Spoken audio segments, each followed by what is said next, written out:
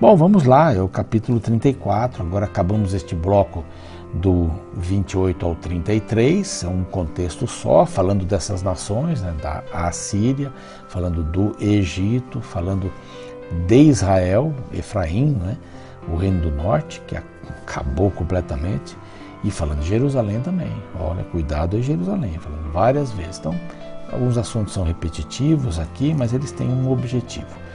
Tem também uma visão dupla, falam do que acontece aqui e do que está por vir. Do Messias, do mundo messiânico.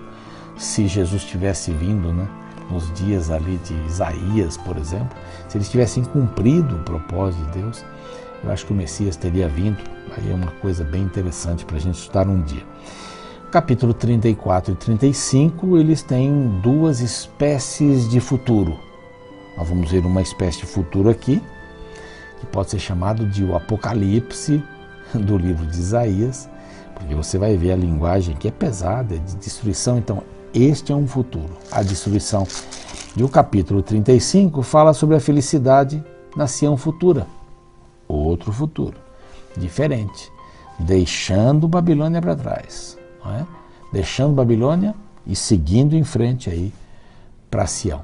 Estou aqui na minha casa, recebendo você, uma alegria tê-lo aqui com a gente, tê-la aqui com a gente. De vez em quando tem uma buzina aí e tal, já é uma madrugada aqui, a gente está gravando e tem alguns sons que vão fazer muito sentido aqui, né? Ou vão aparecer bastante.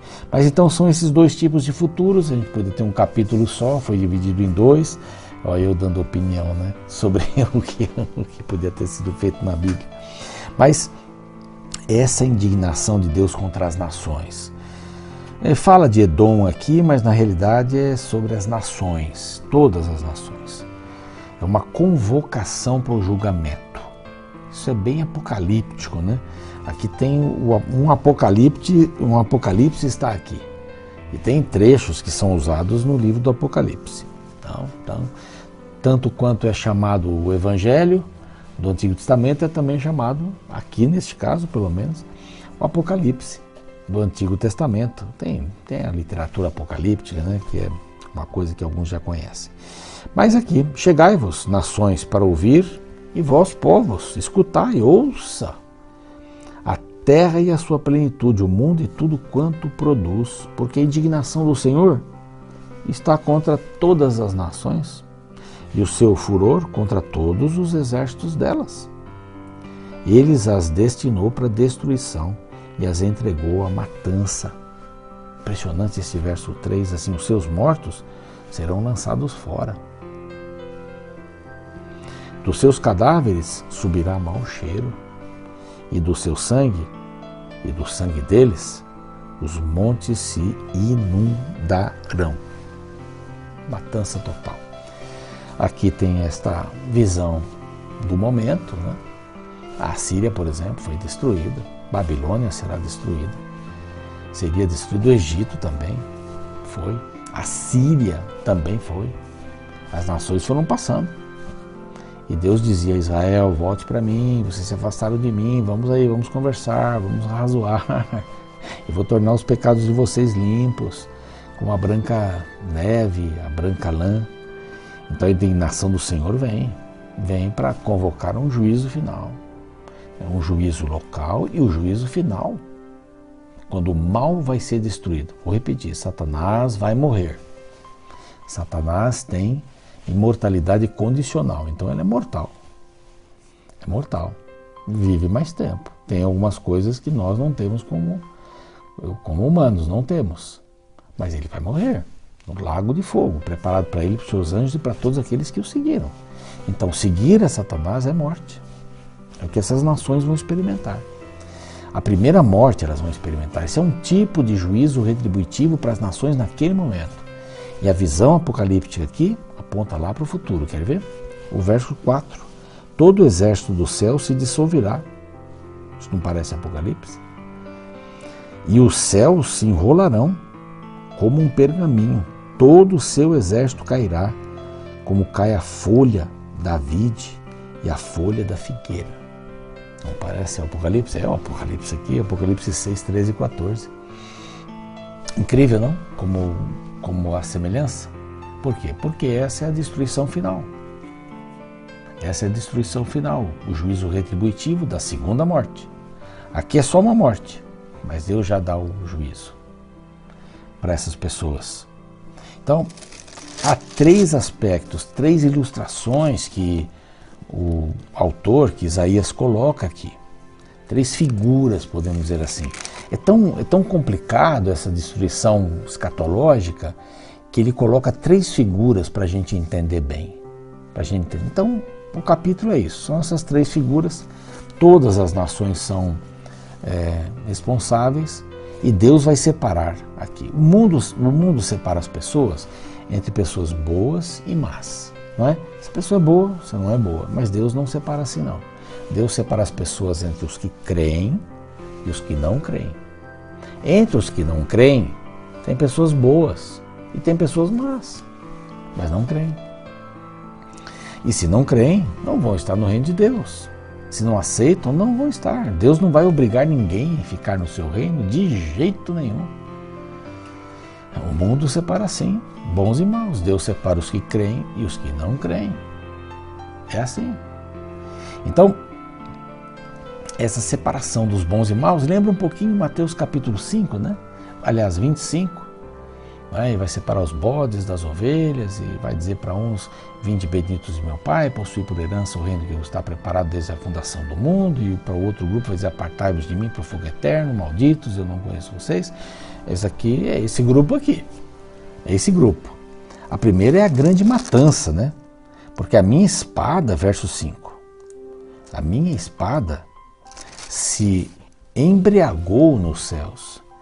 Eis que para exercer juízo desce sobre Edom. Edom quer dizer todos, aqui é um símbolo de todos. E sobre o povo que destinei para a destruição.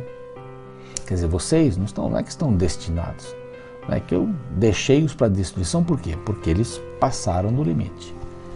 Eles encheram a taça, o diabo dominou de uma tal maneira que acabou.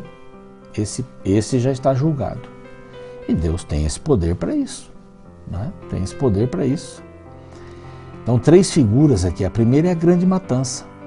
Verso 6 assim: a espada do Senhor está cheia de sangue, engrossada de gordura, sangue dos cordeiros, dos bodes, gordura dos rins de carneiros, porque o Senhor tem sacrifício em Bosra, né? E grande matança na terra de Edom. Quer dizer, fez a justiça aqui. O verso 8 é a segunda parte. É um incêndio inextinguível. Um incêndio que não acaba mais. Ele diz assim: porque será a vingança do Senhor, ano de retribuições pela causa de Sião. Ele vai destruir, são as cidades primeiro. Egito, Assíria e tal, Babilônia, todos esses aí vão ser destruídos. Síria, está falando de todos esses, em nome de Edom. Dos Edonitas, né? Fala dos ribeiros de Edom, tal, etc. Né? Mas aqui, porque será um dia de vingança, incêndios, matança grande, depois ele fala incêndios inextinguíveis. Então lá, os ribeiros de Edom se transformarão em piche, substância volátil, né? que incendeia, e o seu pó em enxofre também. A sua terra se tornará em piche ardente. Então, primeira imagem que ele dá: grande matança. Vai passar a espada para todo lugar. Segundo, vai queimar. Isso aqui não lembra para você também Apocalipse 14? Vai. Lago de fogo 19:3, também fala isso. Nem de noite nem de dia se apartará, subirá para sempre essa fumaça, de geração em geração. Quer dizer, mesmo que acabe, de geração em geração, vai ficar a ideia de que aconteceu aquilo, sabe? Aplicação. E o futuro também. E a terceira ilustração, terceira figura, é a desolação total. Grande matança, um incêndio inextinguível, não dá para extinguir de jeito nenhum, vai queimar. Forte, vai destruir as nações, Edom, fala ali de novo. E o terceiro lugar é a desolação total. Mas o pelicano, o ouriço possuirão o bufo e o corvo habitarão nela, estender-se-á sobre ela o cordel de destruição, o prumo e tal. Já não haverá nobres para proclamarem um rei, os seus príncipes já não existem, está desolada. É uma desolação total. Seus palácios crescerão espinhos, urtigas, cardos, as feras do deserto se encontrarão com as hienas. Tem muito espaço, aninham-se lá a coruja e tal, mas vai ter muito espaço, muito espaço. 3 figuras nesse capítulo aqui. Então, 2 futuros, o 34 e o 35. O futuro do 34 é super negativo, é destruição, é Apocalipse. Apocalipse 14, Apocalipse 18, Apocalipse 11, como nós vimos aqui, não, Apocalipse 6, né, 6, 13, que fala aqui, a indignação de Deus contra as nações, local, já falei, e a final. Então, Deus, ele tem um momento de destruição final do mal, vai acontecer. Em alguns lances já teve um juízo retributivo por aí, especialmente dessas nações. Mas não matou muita gente e tal. Bom, Satanás queria matar o Messias. Aqui, o Messias estava em jogo. Se ele destrói o reino de Jerusalém, como ele queria fazer com o Senaqueribe, que tinha aí 200 mil quase soldados, se ele destrói, acaba com isso, e a descendência do Messias? A promessa era a descendência, Deus foi cuidando. Satanás foi querendo destruir de todos os jeitos. Depois que Jesus veio, morreu e ressuscitou, ele tentou destruir a sua igreja, está tentando destruir você e a mim. Mas não se engane, fique nas mãos de Deus. Ele vai ser destruído. E todos, infelizmente, os que o aceitaram como Senhor da vida. Todos. Não tem em cima do muro aí. Ou você é dele, ou você é de Deus, ou você está na videira, ou você está fora da videira. E aí o ramo seca, não serve para mais nada. Então, esse pequeno Apocalipse 34, um futuro muito ruim, destruição. Agora vamos para o 35, amanhã. Vai dar um futuro bem melhor, bem bonito. Estou ávido por ver esse outro bloco aqui, porque depois do 36 já é a conversa de Ezequias com Isaías, já tem um pouco mais dessa linha aí, vai voltar o assunto lá do Senaqueribe, vai voltar. Não é? Mas para mostrar e para dar lances do reino eterno também aqui. Bom, vamos pedir a Deus que nos abençoe. Pai querido, nós queremos pedir a tua bênção sobre a nossa vida. Nós queremos escolher o melhor caminho, o melhor futuro. Nós não queremos seguir a Satanás, nós queremos seguir ao Senhor. Então ajuda-nos, não queremos esse futuro de destruição. Nós queremos agora o do capítulo 35. E vamos ver amanhã. Fica com cada um dos nossos queridos e queridas. Em nome de Jesus, amém.